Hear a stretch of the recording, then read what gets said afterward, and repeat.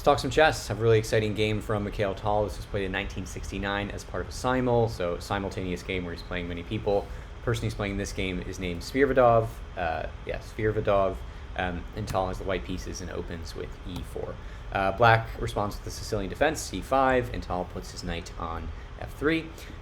Black pushes d6, and Tal says, already I'm going to start attacking and try to open up the center and attacking the center with d4.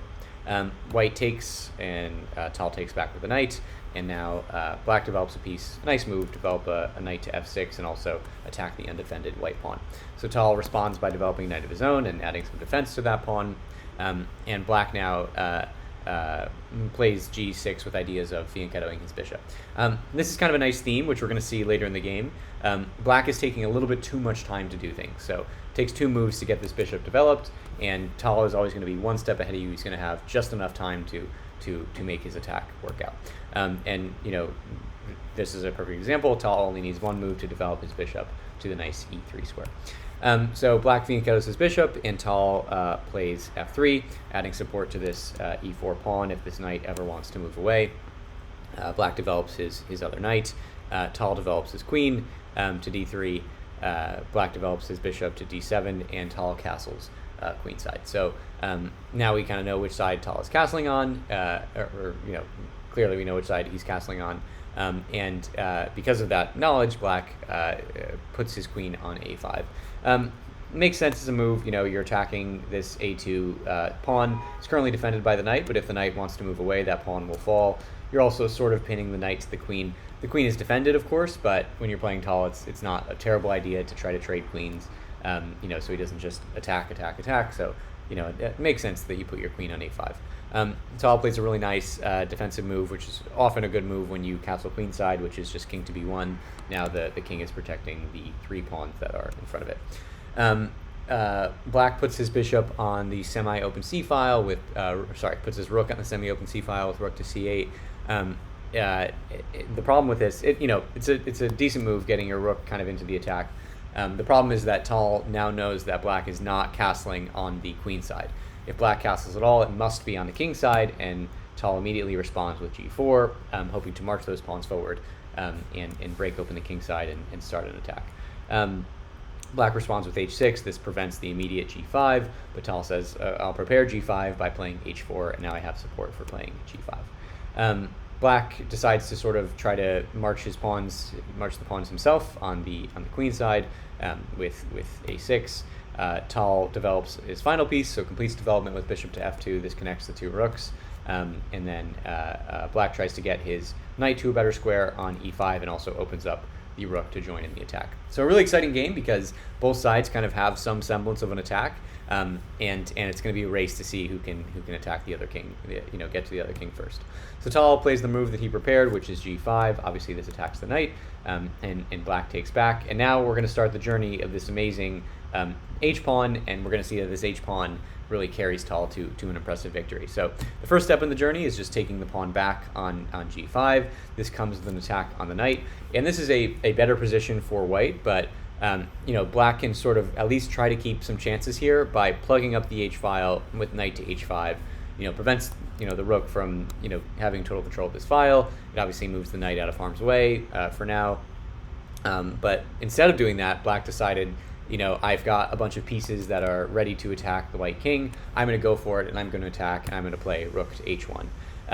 And here, I think many of us, if we're in this position, we'd automatically take back with the rook on d1. But Tal is not many of us, and he calmly takes the knight with the pawn on f6. So this h-pawn now in the past 2 moves has taken a pawn on g5 and a knight on f6.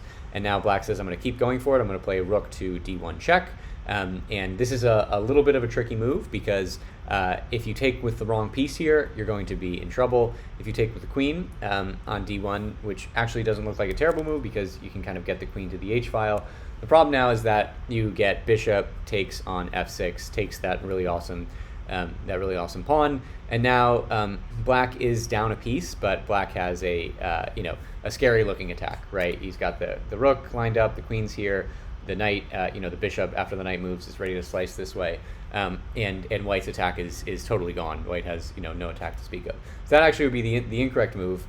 which I think leads to an advantage for black, but Tal plays the correct move, which is knight takes on d1. And the reason this is correct is because now you don't have time as black to deal with all of Tal's threats and get your own attack going.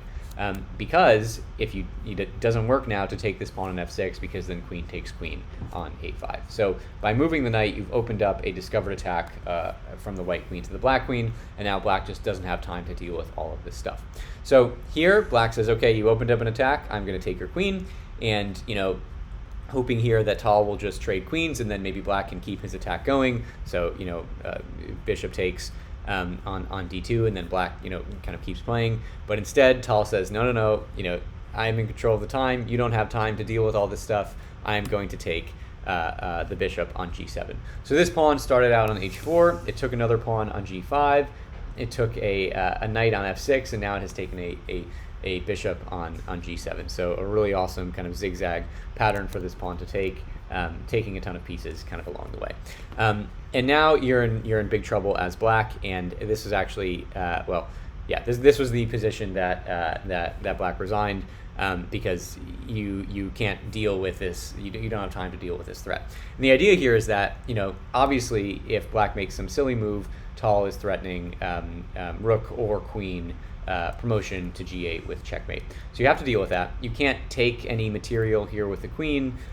Technically all these pieces are defended, so that wouldn't work anyways, but you can't take material because then you're going to get checkmate. You can't continue the attack because if you play queen to c2 with check, the queen is defended from the rook, but then you're just going to get knight takes queen on c2, so that doesn't work. And then if you try to run away with the king, what happens is you get king to d8, and then promotion anyway. It can be the rook or the queen. Let's do the rook. And now you have two options. Either you block with the bishop on e8, rook check, king takes, and bishop takes, the queen on d2. And now you have four pieces for a knight and a rook, and totally winning for white. The other option is the king tries to scurry away to c8. This is even worse for black because the rook takes on c8, king takes back, and now bishop takes the queen on d2, and now it's really four pieces against two. So as soon as Tal played this, I don't know if it was as soon as, but after Tal played this, pawn takes on g7, black said, okay, I've had enough, and resigned the game. And just a really fun pawn march, collected a bunch of material, threatened checkmate, and an awesome win for Tal. So thanks so much for watching. Drop a like and a subscribe, and we'll see you next time.